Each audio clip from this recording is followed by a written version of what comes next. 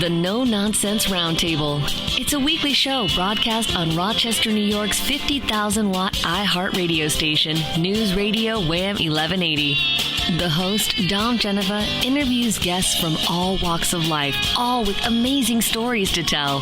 What you are about to hear is a recording of a previous broadcast without the breaks and commercials. Now, here's host, Dom Geneva.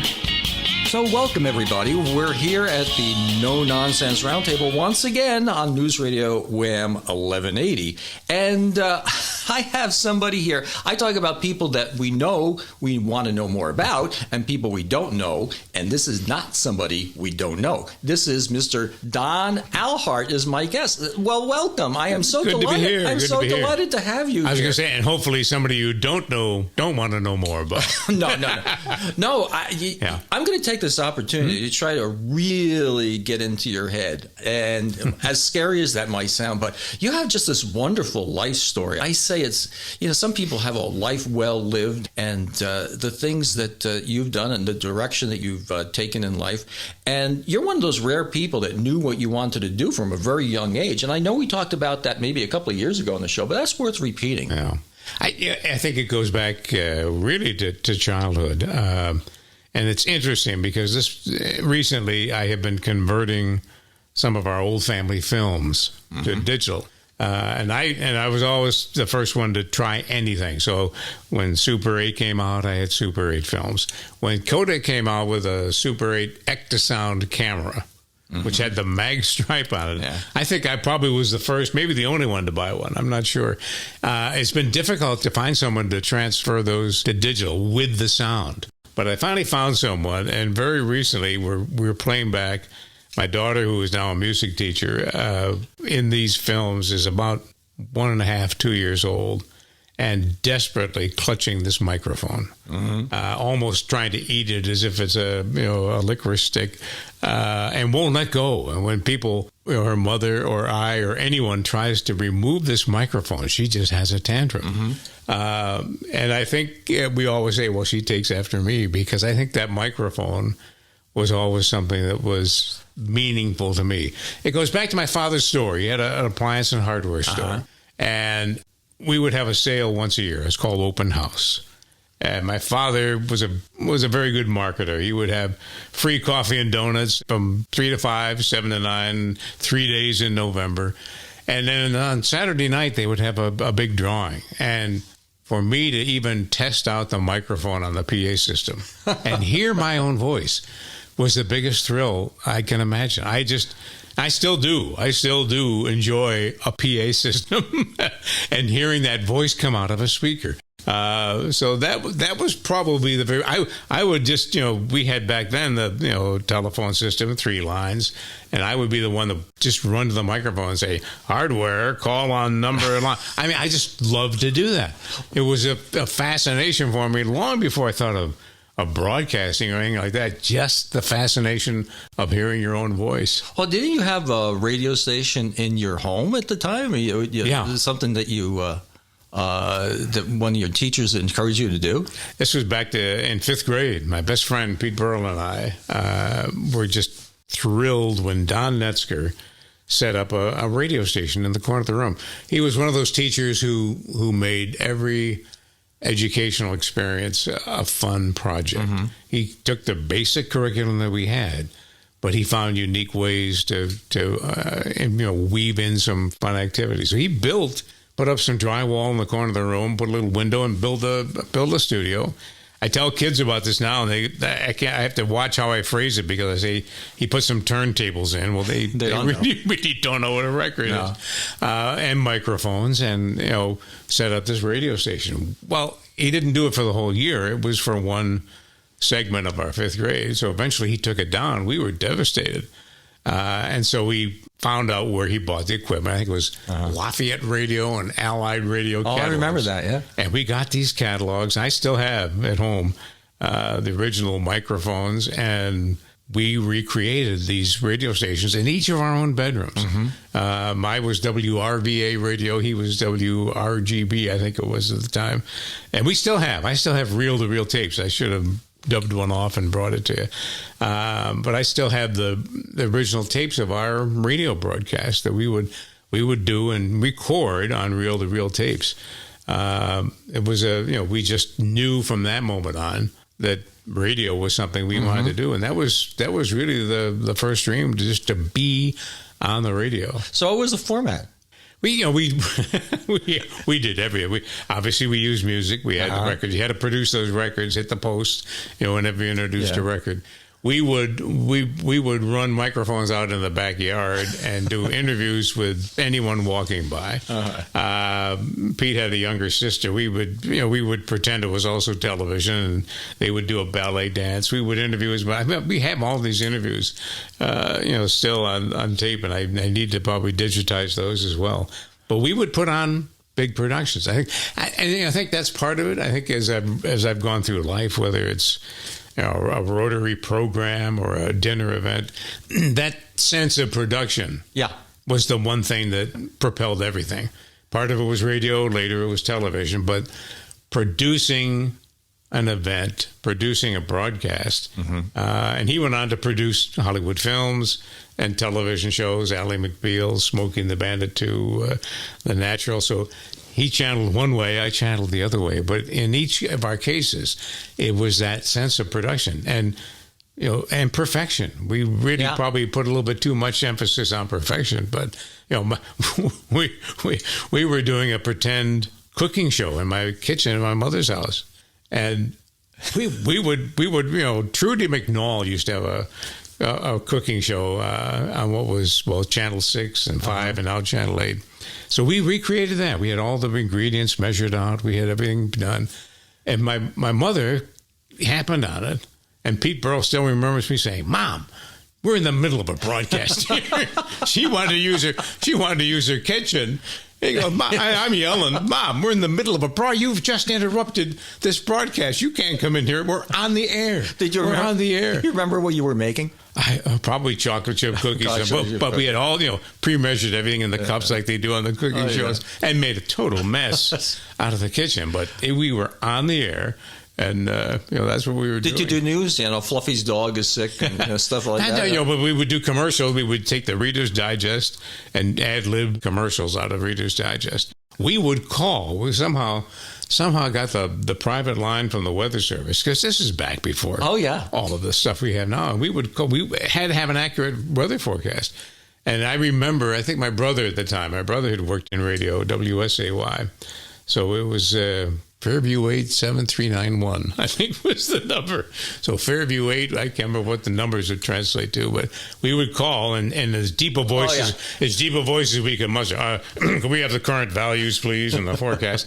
And they would give us the temperature and the different readings, because if we were going to do a broadcast, even if it's on reel-to-reel tape that no one would ever hear, it had to be accurate.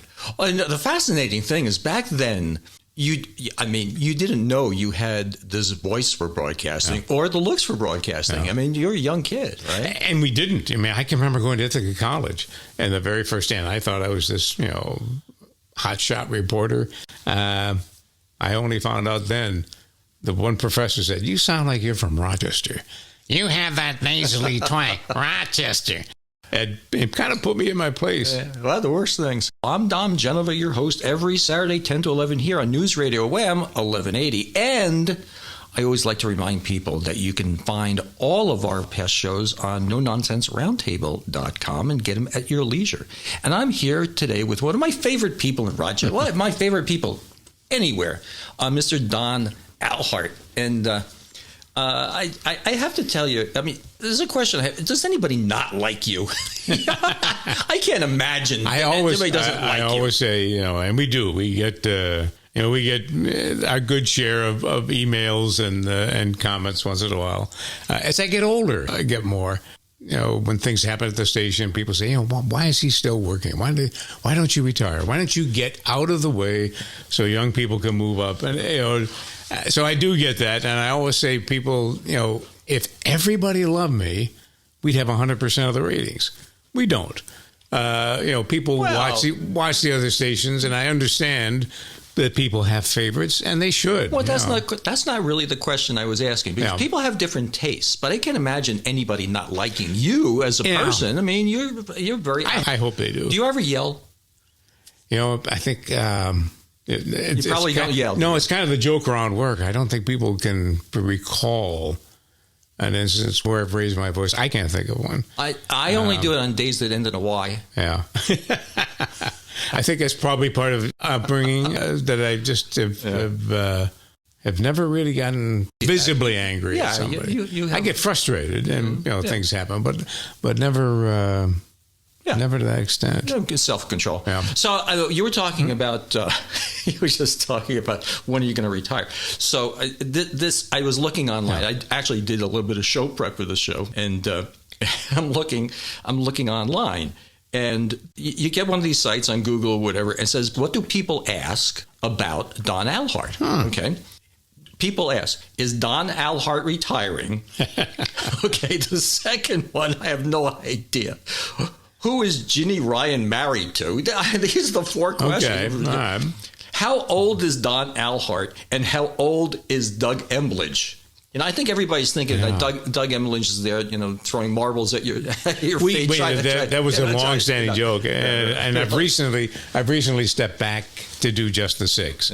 So part of that's been answered, but one of the favorite lines I used at probably more than one event was, I would tell people, people want to know when I'm going to retire, and every day someone asks me when you're going to retire, and every day I say, Doug, I don't know when.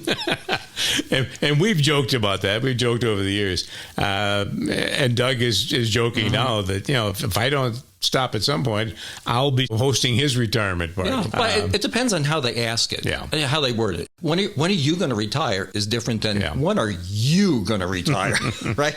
So we left off sort of when you were in grammar school or getting a type, but let's talk about the rest of your path there. You went to Ithaca College, right?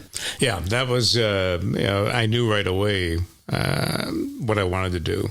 My brother, as I alluded, had done some work as a disc jockey at WSAY in town, and I had a chance to go out to the studios on French Road and watch him work.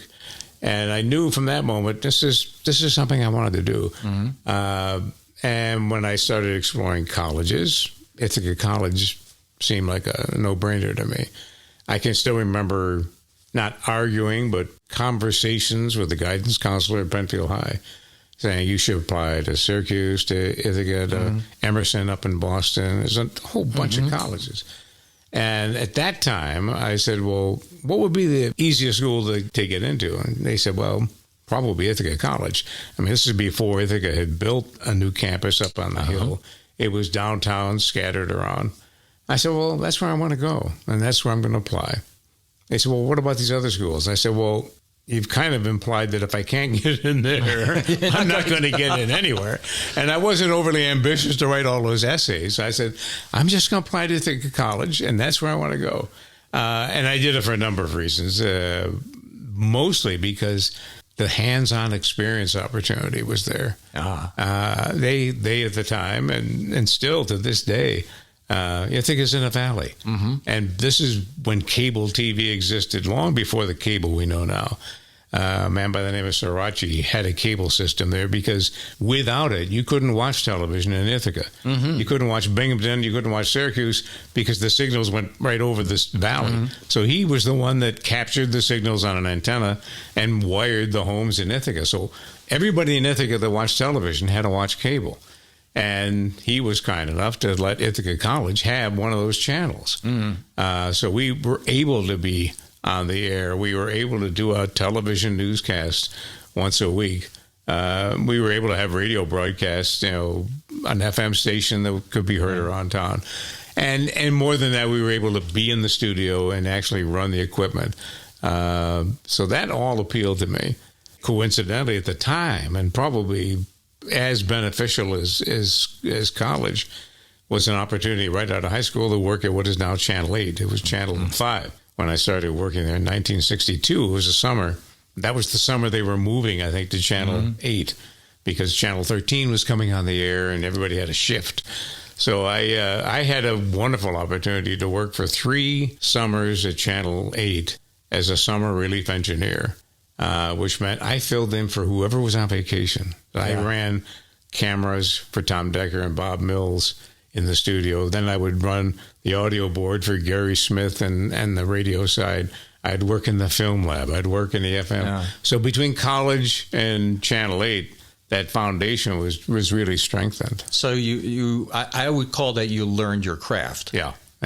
And more than that, because I always wanted to do the other side of the microphone, I learned the mindset of an engineer or a production worker. Yeah. And that gave me, to this day, a respect for their feelings, for their work, for their creativity, and a sense of wanting to be appreciated. Can you remember any of the projects you did when you were in college? Anything that stands out to you? We did a film, and I can't remember what the name of it was. I remember going out with the 16 millimeter camera, and we had characters. And again, this was before we had sound and microphone, so it was a movie that we shot and synced up with music on a reel-to-reel. So you had to roll the projector and roll the sound at the same time. We used to do all the parades, Our studios were, and it was really like working as the campus unfolded. And when I started, by the time I was there the freshman year, we had a dorm and a student union down the hill. The TV station was downtown, and for all of us in broadcasting, it was like going to work every day. Now, were you recognized when you got into town? People, townspeople would recognize you from your work on the cable. I'm trying to look back. I don't remember. They probably recognized me more at the gas station for filling up my car at the time. Oh, you're here again. And I said, actually, I remember being recognized. I did an FM radio show on Friday nights, kind of a laid-back jazz music. And I remember going into one of the stores once and hearing that station on the air and knowing that when I did my show, customers could hear it. And someone did recognize me from that. And that was probably the first sense of recognition. Well, you got a lot more of that now. We're going to get more into that in a second. But at the bottom of the hour, I always like to reach out to the Bob Johnson Auto Group, who sponsors the show and allows me to do what I do every Saturday, 10 to 11 here on News Radio WHAM 1180, and say to people that if you want to buy a car, get a car fixed. They are great people to deal with. Now, we have talked to Mr. Alhart here up to college, but let's get a little past college and do a little bit of family history. Now, you got married 4 years after you graduated college? 4 years, 1970. And how did you meet? We actually met through Channel 13. Oh, really? Yeah. My wife was a student at Bishop Kearney High School. And Bishop Kearney was where the Miss Rochester pageant was held every year. And it was broadcast by Channel 13. So I was working in the news department. This is the preliminary to the Miss America pageant. And I was in the news department, and they were getting ready for this broadcast. And the production department said, we need someone to kind of be the floor man producer of this show and help us, with it. So can we borrow Don from the news department for a couple of weeks? And so for a couple of weeks, I'm trying to remember, I think probably in addition to my news duties, but for a couple of weeks I was involved in this Miss Rochester pageant, which meant, one, sitting in on the interviews of all the girls that were applying to be considered. Okay. And then helping make the choice of the final contestants that would be on the show. And then going to Bishop Kearney High School, because this was a live remote broadcast. Jerry Carr was the MC, and I was literally, we still have pictures of me with a headset on. I was the floor man on stage, throwing the cues to the talent and trying to keep the show on time. So Mary Del Corvo was one of the contestants. And I still remember she was a singer. Now, she was urged to, she had just graduated, I think, from Bishop Kearney in 1967, and had done a lot of musicals at Bishop Kearney. She was in Brigadoon. She was in West Side Story, had the lead. So she was a singer with a beautiful voice. And the folks at Bishop Kearney had urged her to take part of the Miss Rochester pageant. So she did. The pageant took place. She was not the winner. I think I'm trying to remember who it was. Pat Burmeister, I think, was the winner. But it was soon after that I was just sitting in my office at work or at home and looking through the pictures of the girls that had been on it. And I said, I think, maybe I'll take a stab and ask this one out. And did she say yes right away? And she said yes. Right away? She said yes. So we went out. And where'd you go? I don't know. One of our first dates may have been after it was the union that represented talent at the time, American Federation of Television and Radio Artists. They had a big gala every year. So I think, she may correct me, but I think that was our first date, taking her to that gala. And it's been how many years now? It's 51 years. Oh, God bless you. That's great. But I remember her dad, when I brought her home from the first date, I did not know this till many years later. Her father said, "No trust of the TV man." No trust of the TV man. So we had many jokes about that over the years. Yeah. They learned to love me as I loved them, and her parents are gone now, but we had some great memories together. So, Italian father-in-law. Yes. Yeah. Well, yeah. I said at my daughter's reception, I said when I first met her husband, the look in his eyes was either respect or fear. And I said, either. I'm an Italian dad, so either one of them, either one of those is perfectly fine for me. My wife was born in Italy, so. Oh, really? Yeah. One of the early stories I covered was her at the Hall of Justice becoming an American citizen. Oh, my God. Which is still very special to her, because she reminds me, you were just born here. I had to work. I had to study. I had to take a test. And we still have the black and white film that we shot that day of her getting an American flag and becoming a citizen of the United States. How soon after did the kids come?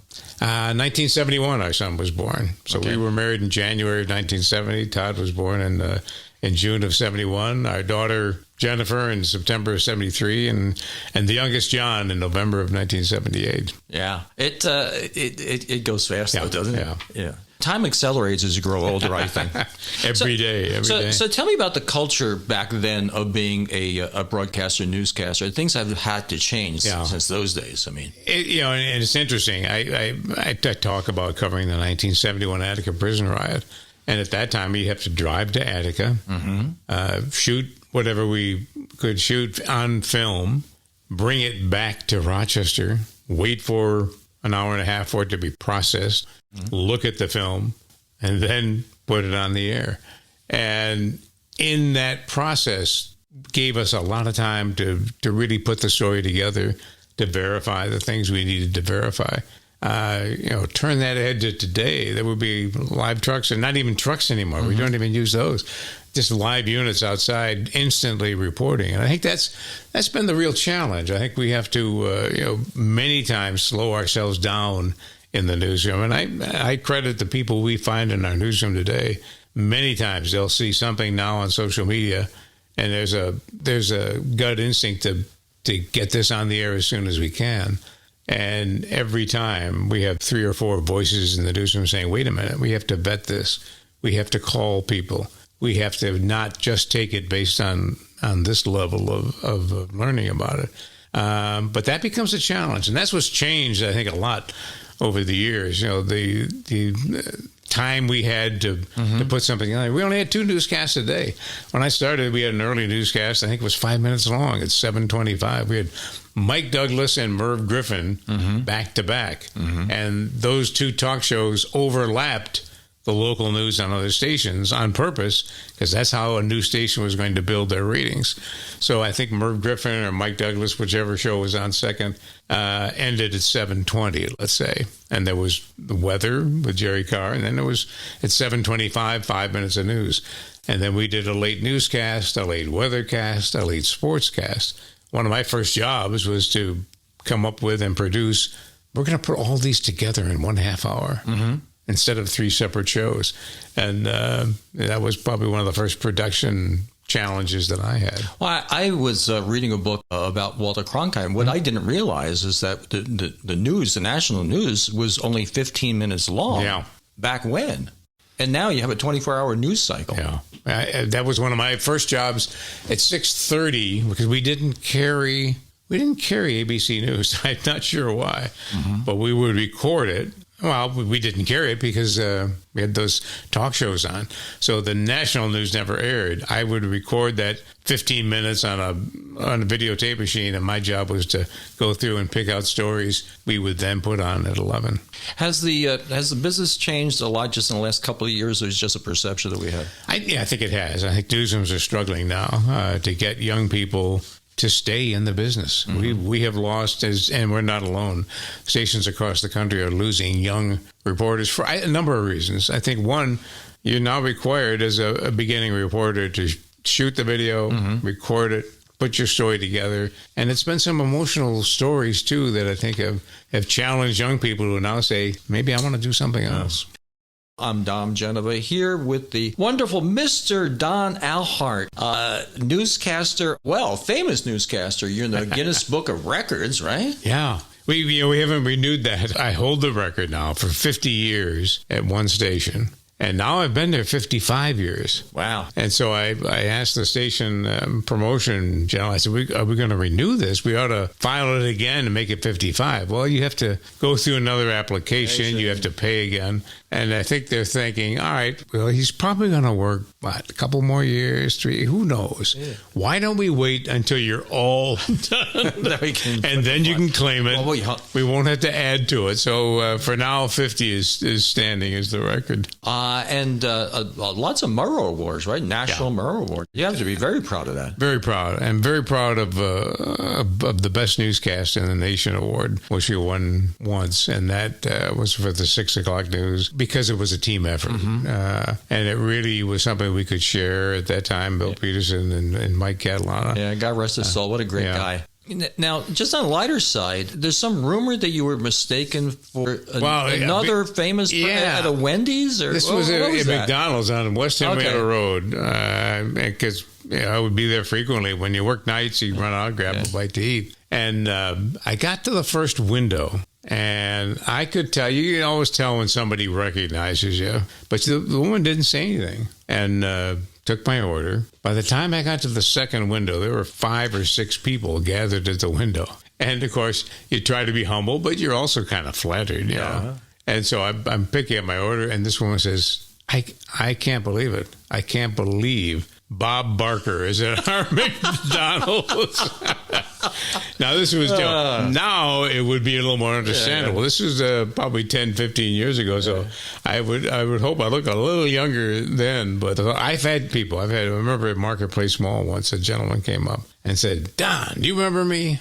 And, usually I'll go through, you look familiar, but high school, I would give the test. And I looked at him, and I don't know why I was so honest that day, but I said, you know what?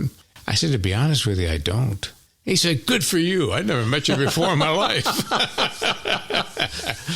I have the most ridiculous question to ask you. Okay, why does everybody say, "Oh, I'm glad somebody taped that"? You don't use tape anymore. Yeah, it's all digital now, and we keep trying to tell people if you have one message to get out there, if you're going to take video to send to a TV station, turn the camera horizontally, like it looks like on TV. Otherwise, you hold that iPhone or your smartphone up and down vertically. That gives us a little strip of video we can put in the middle of the screen. Just turn the camera 90 degrees, and that'll work out for everybody. There's one thing that I found out about you. I think a lot of people don't know. You, as far as technology goes, you're like way ahead of the curve. Every time there's something new out, you have it. I've always been. I guess that goes back to that appliance store. My dad, we had the first TV, not because we were rich, but my dad sold them. So we had that first black and white television set with a screen the size of a computer today and a console the size of your car. We had those things, and again, that microphones, radios, tape recorders. I think we had probably one of the first reel-to-reel tape recorders in the city. Just that fascination. And I see it mostly in my daughter. Has the same. She's a music teacher, but also does the production courses in her high school. And she, like me, just goes out and buys her own equipment if the school didn't have it. I did the same thing with Channel 13. We didn't have any sound years ago. I bought a cassette recorder so I could add sound to a film that we were shooting. Before I ask you serious questions, do you have any pet peeves? Pet peeves. Pet peeves are people that try to get in the lane. Instead of getting in the lane when they merge ahead of time, come by at the last minute and try to squeeze in. That's a pet peeve. And the people at a red light, when the light hasn't turned red and they're making that left-hand turn, I say, just edge out into the intersection so that when it turns red, we can go. Two of us can go through. Yeah. It's the car that sits behind the line as the light turns red. Those are my two pet peeves. That's understandable. Now, you do a lot of things for charity. Last year, we were talking about the Sibley the Mouse book, which was very successful. I think, Arkham and Raw, if I'm not mistaken, it's like 4,000 or 5,000 copies. Yeah. You took a long time to write that book yourself. You didn't have a ghostwriter. You did it yourself, that was, right? and not long in terms of research. It was just long in terms of not having an ending for a while. And just, I've written quite a few children's stories over the years. I used to do them, I think we probably have talked before, I used to do them almost regularly at church on Sunday. The minister at Lake Avenue Baptist Church and later at Penfield Presbyterian Church would often talk to me during the week and give me their sermon topic. And then I would write a story that had the same theme. I'd like to put those together in a book someday and just call them little parables for little people. So this one was just another extension of the closing of Sibley's that I wanted to do. Okay, so that leads into you have to have a philosophy of life or something that you would tell a younger generation that you'd like to pass on to them. What is it? I think and it comes down to one word. It comes down to one word. Of all the, and I don't want to single out awards that I've received or mention all of them, but one of the most significant honors I've received was from the Salvation Army. Bob and Lynette Rio were the commanders here at the time, and it's called the Others Award. And that's the only word on the plaque is others. And to me, thinking of others is really a philosophy that embraces everything. The more we can think of others and our impact on lives, the more we can do for others. To me, that kind of says it all. So rather than, not to neglect yourself and neglect, your own surroundings, but the things you can do for other people are only going to make your life richer. Leave the place a little better than you found it. Yeah, I mean that's kind of the philosophy. I talked recently. We had a Rotary meeting. Dr. Deanna Burton-Anna, the new president of Monterey Community College, and she talked about her philosophy. And one of them was, she said, "Everyone wants to be noticed. Find a way to let them know they're noticed. Doesn't have to be big, but everyone wants to be noticed at some level. And if you can do something to make other people feel noticed." That says it all. Well, I have to say that you being here with me today has made me feel noticed. Yeah. I really do appreciate it. I know this time last year we had you on the show and you had a book about Sibley the Mouse that you sold for charity. What do you have this year, Don? This year, the Arkham Monroe has come up with Sibley's the Plush Animal. That will be available for $8. The book is $20, and if you buy it together, it'll be $25. So you can still buy the book. I'm still autographing the books. I'm meeting wonderful people, Dom. Yeah. I had a couple call me and say, "Would you sign? I already bought the book. I want it autographed." Yeah. I met them in the parking lot of Channel 13 after the 6 o'clock news. We spent 10 minutes together just talking. Wonderful couple. So we're still doing some signings. I'm still making arrangements to sign books for people that want them signed. Wonderful. And this year, for children, they can add the Sibley's Plush Animal, which I think is a real thrill for them. Well, thanks for spending time with me. Hopefully, everybody knows a little bit more about Don Alhart than they did at the beginning of the hour. I hope so. Thank you. So every Saturday, 10 to 11 on News Radio WHAM 1180, or you can stream on wham1180.com. And thank you for listening. We'll see you next week.